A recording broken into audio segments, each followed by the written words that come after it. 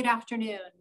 My name is Kristen Hall-Weavers, and I'm the Senior Vice President and Chief Marketing and Communications Officer here at UC Health, and representing the University of Cincinnati Medical Center today, our Level 1 Trauma Center here in Cincinnati, Ohio. On behalf of Damar Hamlin, we are delighted to talk to you today.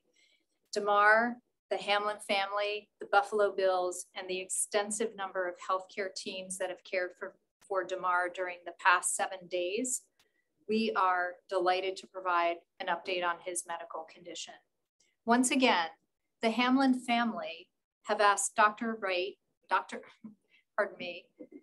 Knight and Dr. Pritz to represent the many UC Health specialists and multi-specialty teams who have cared for Damar, including our cardiologists who have been providing round-the-clock care to Damar since his arrival last Monday night.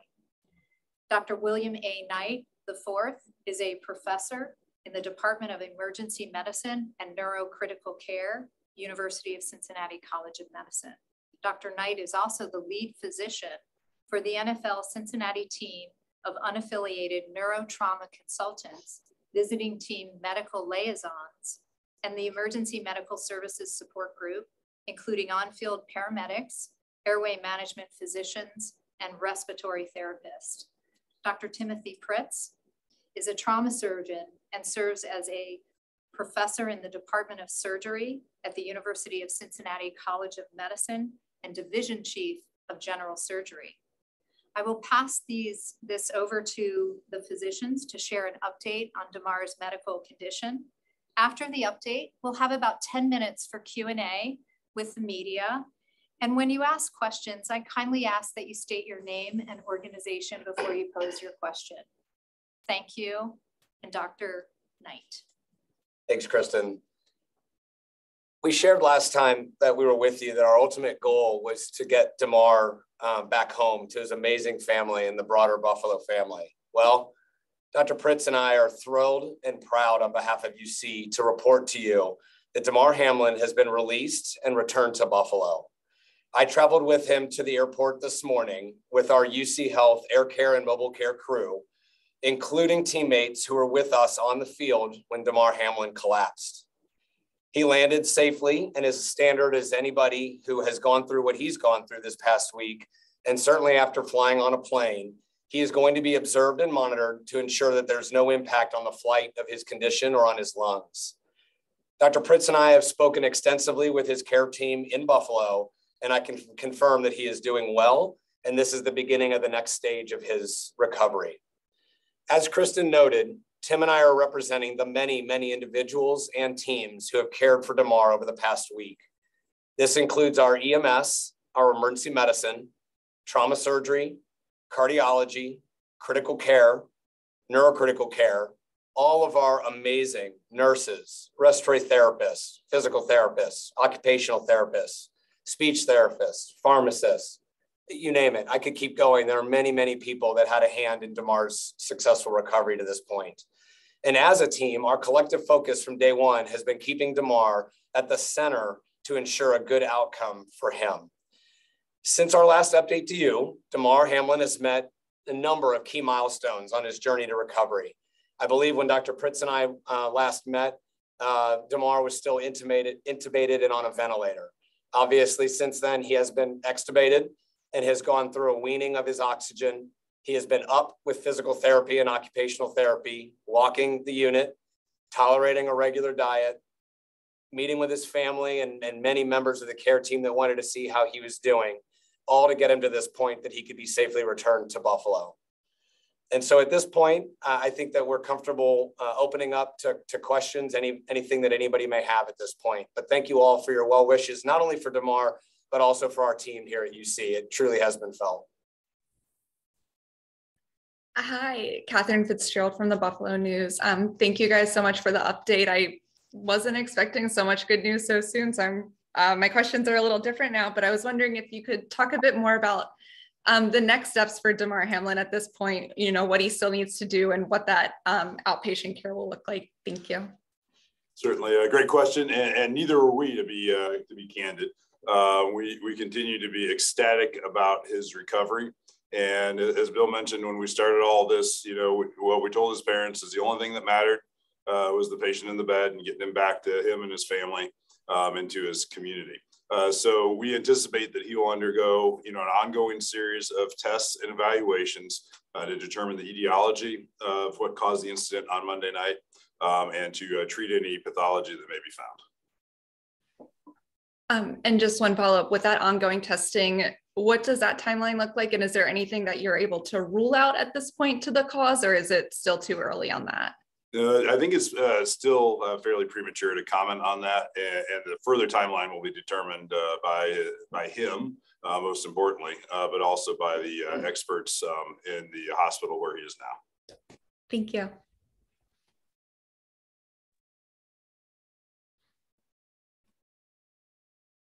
Hey guys. Hi. Hey, there we are. My name is Liz Bonus. I'm with WKRC TV here in Cincinnati. So glad to be able to share your work and the latest update. So will he go to another rehab facility? Is there a step down that he will be followed in now? And also I wondered, did you ever have to cool down his body when you brought him in? Is that one of the reasons or one of the things that you credit to him doing so well right now? So I can't speak exactly to where he is right now. He has been transferred to another hospital. In terms of those next steps, again, we're going to defer to the very capable and excellent hands that he's in. As for the question, you refer to what we call as targeted temperature management, and the answer is yes. Damar was placed on our targeted temperature management protocol, and he was managed in that by our neurocritical care team for most of the duration, really up until the point that he got extubated, was the point that we had him under fairly aggressive temperature management. And then last thing, do you see him back on the field this lifetime? Do you see limitations to his future? So I think we're in the same place that we were in the last discussion, is that it is entirely too premature to discuss not only his football, it's that we're really focused on his day-to-day recovery. He still has a little bit of a ways to go in terms of his ongoing recovery. We're thrilled to where he is today. He's up, he's walking around, he's got an amazing, genuine sense of humor. And his family is amazing, and we're happy he's with them. But in terms of any kind of conjecture to his future, that's still significantly into the future, and it's going to be up to Damar and a great team of physicians to help him. What do you mean when you say still has a ways to go? Just ongoing recovery, and I mean, he just got extubated 3 days ago, so he's still got some recovery to do. All right, great. Thanks, guys. Thanks, Liz. Hi, everyone. Coley Harvey from ESPN. Echoing so many sentiments, definitely did not realize this was the news that we would get today. So your staff should feel very good about your work. You said that he was walking around the unit. When exactly did he begin walking? Yeah, I think he walked his first lap on Friday. On Friday, wow. Yeah, breathing tube came out, just to clarify the timeline a little bit. The breathing tube came out early Friday morning. And he's continued to make good progress since, but worked with physical therapy and had assisted walks with the nursing staff on Friday, continuing to regain strength. He's certainly on what we consider a very normal to even accelerated trajectory from the life-threatening event that he underwent, but is making great progress. You just said accelerated to normal. What does accelerated look like in terms of that trajectory? That's a great question. Anything to the one side of normal. Normal, as we would expect, a normal recovery from something like this is going to be measured in weeks to months. He's been a little bit ahead of that at each stage. And actually, one more for me. What does that recovery process look like next? What are we looking at him needing to do specifically next? The goal for every patient who suffered a serious illness or injury is to help them to return as close to baseline as possible.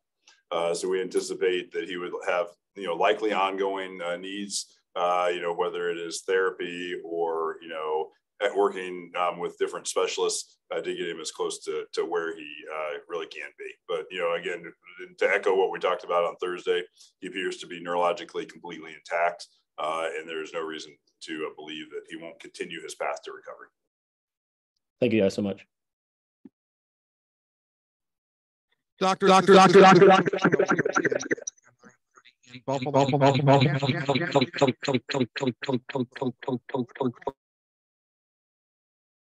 we're getting some feedback from you, sir.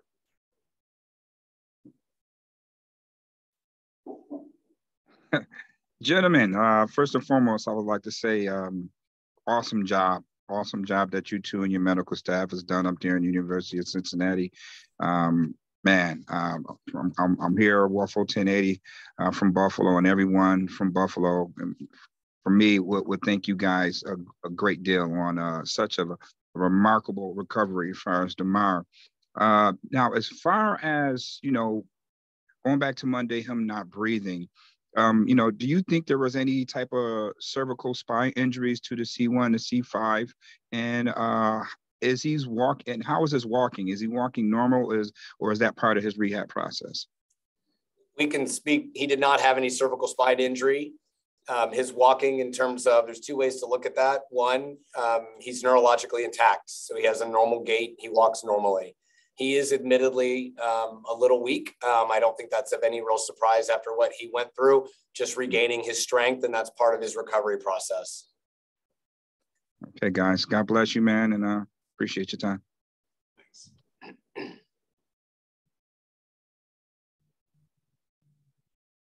Doctors, hi, this is John Barr with ESPN. I just want to try to color in a little more detail if we could, because the last official word we heard from the hospital that Damar was in the intensive care unit. Was he in the ICU up to the moment of his release, or did he transition to somewhere else? And I understand the progress that he made on Friday. You did a great job of explaining that. I'm just wondering what you saw in the last, 24 hours or so that led you, like what had to happen in order for you to be comfortable releasing him, I guess is the better. That's a great question. And to answer the first part of that, yes, he was in our surgical intensive care unit until transfer.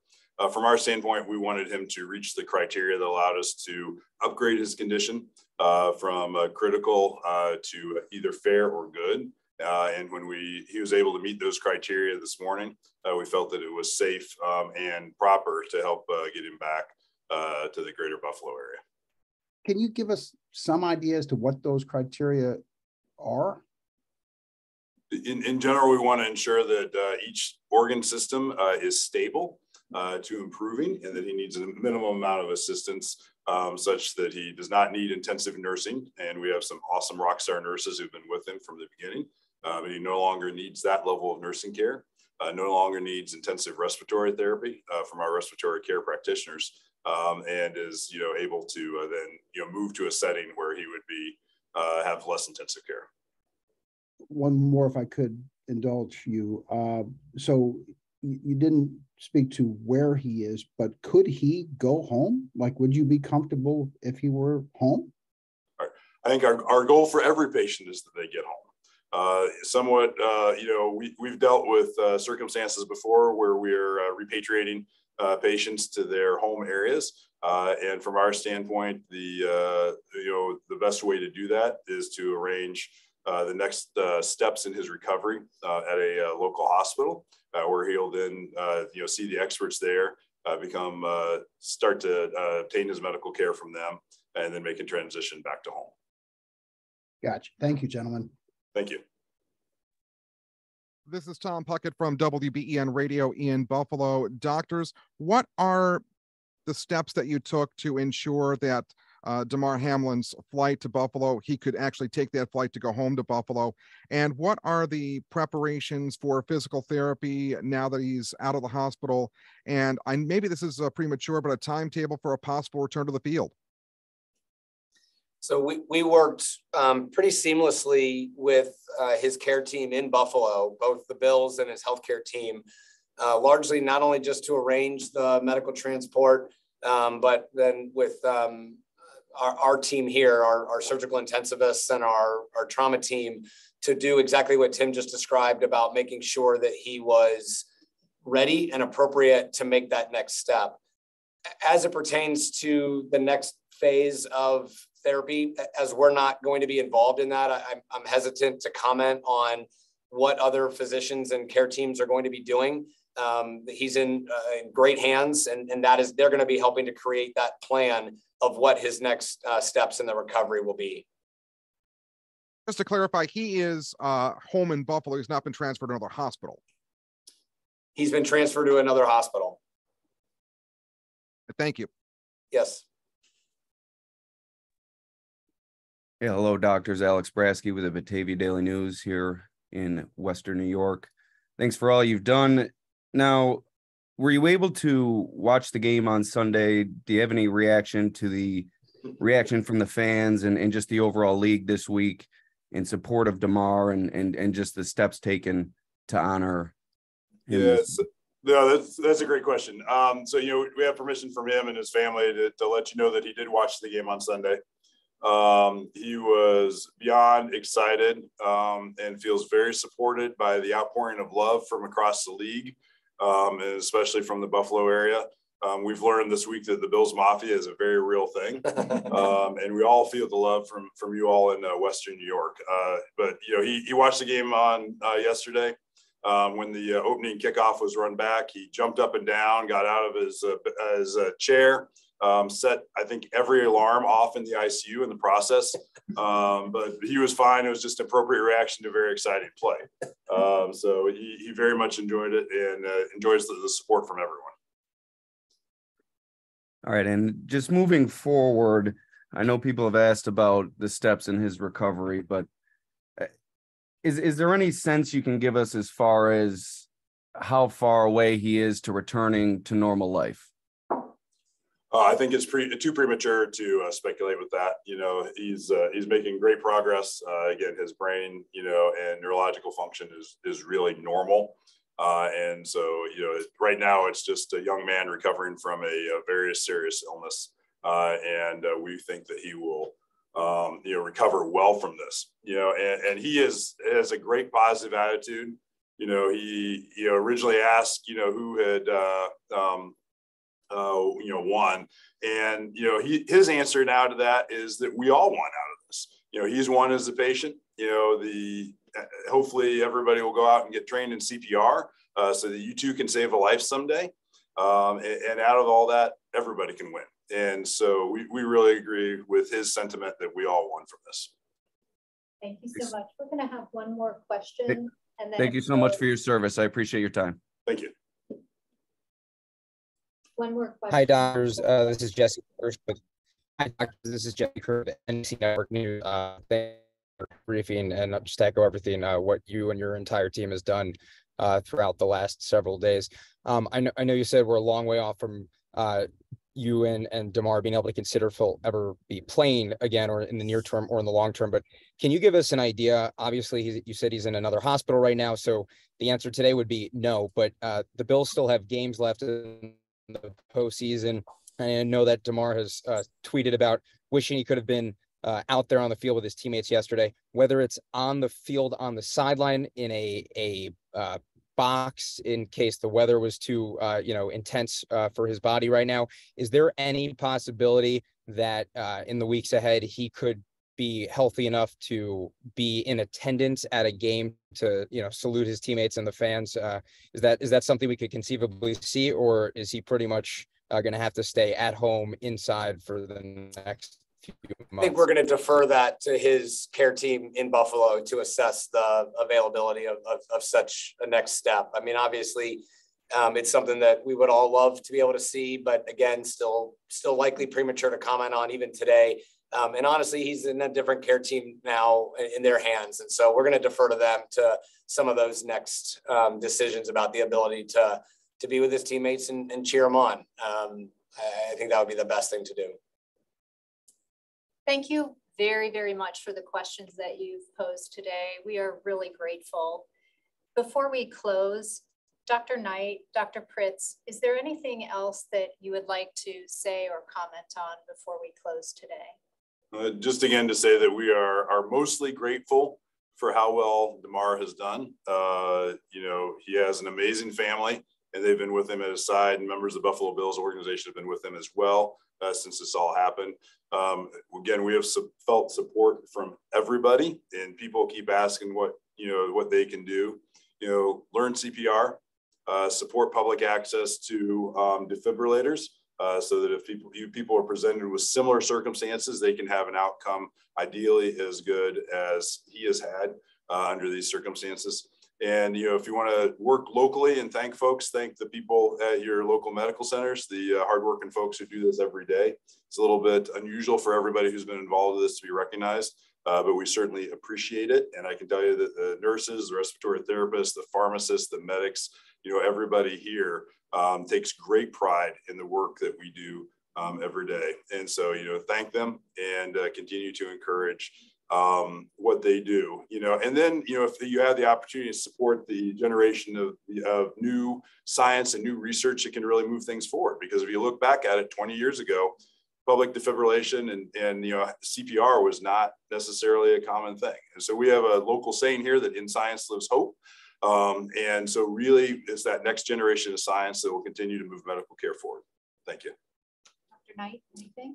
All I can say is that we had the right people in the right place at the right time for Damar, and to echo on what Tim said, by training in good quality CPR and having that ability to bring this same type of outcome, we wouldn't necessarily call this miraculous. Is it remarkable? Absolutely. But this was a textbook resuscitation on behalf of our team that allowed Damar to have an expected outcome when one has immediate bystander CPR and defibrillation. And so we can't credit the team approach. We can't credit the Bills enough, Damar's family, to really be able to celebrate what is probably the most awesome discharge from our hospital that we've had in a long time. Great. Thank you so much.